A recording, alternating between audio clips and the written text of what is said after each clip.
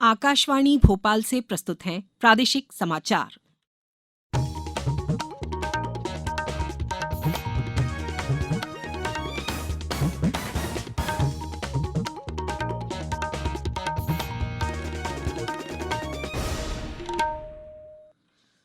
नमस्कार, समाचारों के साथ मैं राना शाहिद। पहले एक अपील। भारत ने कोविड टीकाकरण अभियान के अंतर्गत 100 करोड़ टीके लगाने का लक्ष्य हासिल कर लिया है। इस महत्वपूर्ण कार्य में योगदान करने वाले चिकित्सकों, नर्सों और अन्य स्वास्थ्य कर्मियों का आकाशवाणी अभिनंदन करता है। इसके साथ ही हम आपको सतर्क भी करना चाहते हैं कि कोविड अभी समाप्त नहीं हुआ है। आप सभी से हमारी अपील है कि यथाशीघ्र दोनों टीके लगवाएं और अन्य लोगों को भी टीके लगवाने के लिए प्रेरित करें। विवाह और अन्य समारोह के दौरान इन 3 आसान उपायों का पालन अवश्य करें। मास्क पहनें, 2 गज की दूरी बनाए रखें, हाथ और चेहरा साफ रखें। कोविड से संबंधित कोई भी जानकारी और मार्गदर्शन के लिए राष्ट्रीय हेल्पलाइन नंबर 011-2397-8046 और 1075 पर संपर्क करें। सबसे पहले मुख्य समाचार। प्रधानमंत्री ने कहा, सबका साथ, सबका विकास, सबका विश्वास और सबका प्रयास संविधान की भावना की सबसे मजबूत अभिव्यक्ति है। मुख्यमंत्री आज जननायक टंट्या मामा की स्मृति में क्रांति सूर्य गौरव कलश यात्रा का शुभारंभ करेंगे। उच्च न्यायालय ने हाई स्कूल शिक्षक भर्ती में ओबीसी आरक्षण 14% ही रखने का आदेश दिया और इंदौर जिले में सभी को दूसरा डोज लगाने के लिए बनाई गई व्यक्तिगत संपर्क की योजना। अब समाचार विस्तार से। प्रधानमंत्री नरेंद्र मोदी ने कहा है कि हमारे लोकतांत्रिक देश के हर वर्ग को समान अधिकार मिल रहे हैं। उन्होंने कहा कि हमारी सरकार संविधान के प्रति समर्पित है और विकास के मामले में किसी के साथ भेदभाव नहीं करती। नई दिल्ली में उच्चतम न्यायालय द्वारा संविधान दिवस के आयोजन को संबोधित करते हुए कल श्री मोदी ने कहा कि सबका साथ, सबका विकास, सबका विश्वास, सबका प्रयास संविधान की भावना की सबसे मजबूत अभिव्यक्ति है।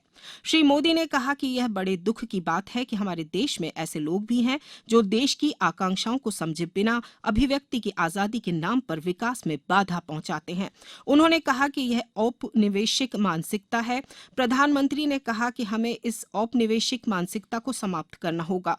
मुख्य न्यायाधीश न्यायमूर्ति एम.वी. रमणा ने कहा कि देशवासियों के लिए संवैधानिक अधिकार और कर्तव्यों की समझ विकसित करने के लिए बड़ा अभियान शुरू करने की आवश्यकता है।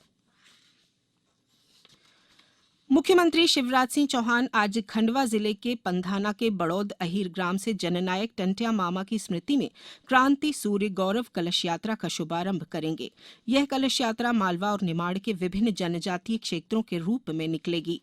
इसी तरह आज रतलाम जिले के बाजना से भी एक कलश यात्रा निकलेगी। इन यात्राओं का मिलन 3 दिसंबर को धार में होगा, जहां से यात्रा इंदौर होते हुए 4 दिसंबर की सुबह पाताल पानी में समाप्त होगी। प्रधानमंत्री नरेंद्र मोदी कल आकाशवाणी से मन की बात कार्यक्रम में अपने विचार साझा करेंगे। यह इस मासिक रेडियो कार्यक्रम की 83वीं कड़ी होगी। आकाशवाणी और दूरदर्शन के समूचे नेटवर्क पर इसका प्रसारण होगा। कार्यक्रम आकाशवाणी समाचार की वेबसाइट और न्यूज ऑन एआईआर ऐप पर भी उपलब्ध रहेगा। आकाशवाणी समाचार, दूरदर्शन समाचार, प्रधानमंत्री कार्यालय तथा सूचना और प्रसारण मंत्रालय के यूट्यूब चैनलों पर भी यह सीधा प्रसारित होगा। केंद्र सरकार ने 15 दिसंबर से अंतर्राष्ट्रीय यात्री सेवाएं फिर से शुरू करने का फैसला किया है। भारत ने कोविड महामारी के कारण पिछले वर्ष 23 मार्च को अंतर्राष्ट्रीय सेवाएं निलंबित कर दी थीं।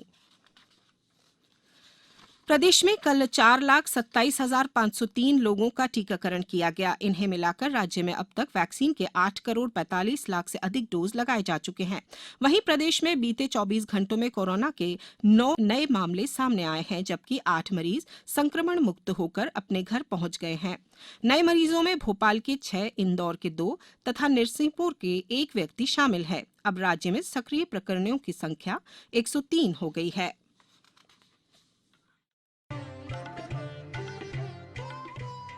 कोविड-19 से बचाव और सुरक्षित रहने के 3 उपाय। मास्क लगाएं, 2 गज दूरी है जरूरी, सुरक्षित दूरी रखें, हाथ और मुंह साफ रखें।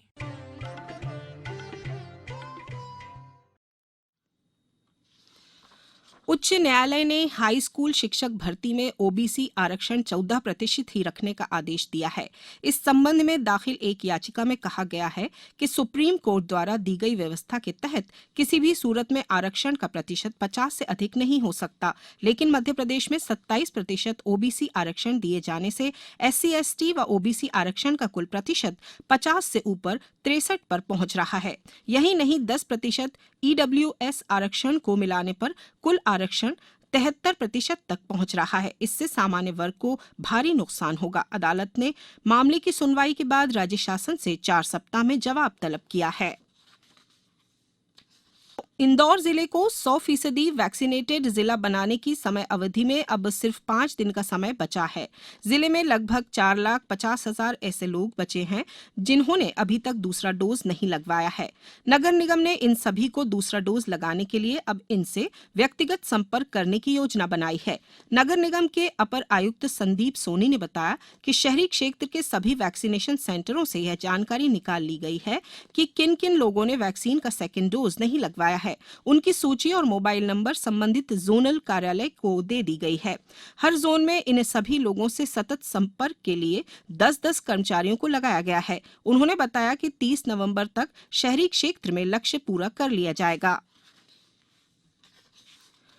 उपभोक्ता मामले, खाद्य और सार्वजनिक वितरण मंत्रालय ने कहा है कि अगले महीने से टमाटर की कीमतों में गिरावट आएगी। बाजार में उत्तरी राज्यों से टमाटर की नई आवक से इसकी उपलब्धता बढ़ेगी। मंत्रालय ने बताया कि पंजाब, उत्तर प्रदेश, हरियाणा और हिमाचल प्रदेश में बेमौसम वर्षा के कारण सितंबर महीने से टमाटर की औसत खुदरा कीमत बढ़ी है। राजधानी भोपाल में खेली जा रही 64वीं राष्ट्रीय राइफल शूटिंग चैंपियनशिप में कल खेले गए 2 इवेंट में मध्य प्रदेश राज्य शूटिंग अकादमी की मानसी सुधीर सिंह कटहत ने शीर्ष स्थान हासिल किया है। खेल और युवा कल्याण विभाग एवं भारतीय राष्ट्रीय राइफल संघ के संयुक्त तत्वावधान में इस प्रतियोगिता का आयोजन 25 नवंबर से 10 दिसंबर तक किया जा रहा है। चैंपियनशिप में 10 और 50 मीटर के इवेंट खेले जा रहे हैं। फाइनल मुकाबले 30 नवंबर को खेले जाएंगे। चैंपियनशिप में देश भर के कुल 3,524 खिलाड़ी भागीदारी कर रहे हैं।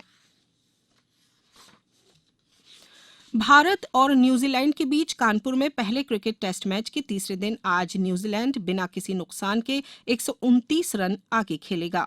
इससे पहले मैच के दूसरे दिन कल 4 विकेट पर 258 रन से आगे खेलते हुए भारत ने अपनी पहली पारी में 345 रन बनाए। एक नए कोरोना वायरस का पता लगने के बाद विश्व स्वास्थ्य संगठन ने इसे ओमिक्रॉन नाम दिया है। दक्षिण अफ्रीका में मिले इस वेरिएंट से दुनिया भर के देश अलर्ट हो गए हैं क्योंकि वायरस की यह किस्म ज्यादा तेजी से फैलती है। बोत्सवाना, बेल्जियम, इजराइल और हांगकांग में अब तक इसके कई वेरिएंट मिल चुके हैं। अब कुछ समाचार संक्षेप में। रतलाम में रेलवे सुरक्षा बल ने जयपुर मुंबई सुपरफास्ट एक्सप्रेस में तलाशी के दौरान करीब 2.5 करोड़ रुपए के गहने और कीमती पत्थरों से भरे 7 पैकेट बरामद किए हैं। राजगढ़ जिले के 39 श्रमिक गिरगांव कोल्हापुर में बंधक बनाए गए थे। प्रशासन ने इन्हें मुक्त कराकर सकुशल उनके घर पहुंचा दिया है। उज्जैन में महाकाल मंदिर में आम लोगों के लिए भस्म आरती में शामिल होने के लिए तत्काल बुकिंग की सुविधा शुरू कर दी गई है। मुरैना जिले में हेतमपुर स्टेशन के पास कल उधमपुर दुर्ग एक्सप्रेस में आग लग गई। इस आगजनी में कोई जनहानि नहीं हुई, लेकिन यात्रियों का सामान जल गया। सांची में महाबोधि महोत्सव कल आयोजित किया जाएगा। इस अवसर पर भगवान बुद्ध के शिष्य सारिपुत्र और महामोगदनालयन के पवित्र अस्थि कलश की पूजन होगी। पुलिस महानिदेशक विवेक जौहरी ने कल पुलिस मुख्यालय में मध्य प्रदेश पुलिस की ई विवेचना ऐप के ट्रायल रन का शुभारंभ किया। गुना में शासकीय स्नातकोत्तर महाविद्यालय ग्राउंड में कल 71वीं संभागीय बास्केटबॉल प्रतियोगिता का समापन हुआ। सीधी जिले में रीवा ब्यौहारी शहडोल मार्ग में पुल में सुधार कार्य करने के बाद आवागमन खोल दिया गया है। धार जिले में कल संविधान दिवस पर विभिन्न विभागों में अधिकारियों और कर्मचारियों को शपथ दिलाई गई। इस बुलेटिन में फिलहाल इतना ही। अंत में एक अपील, मास्क और 2 गज की दूरी, हाथ धोना भी है जरूरी। नमस्कार।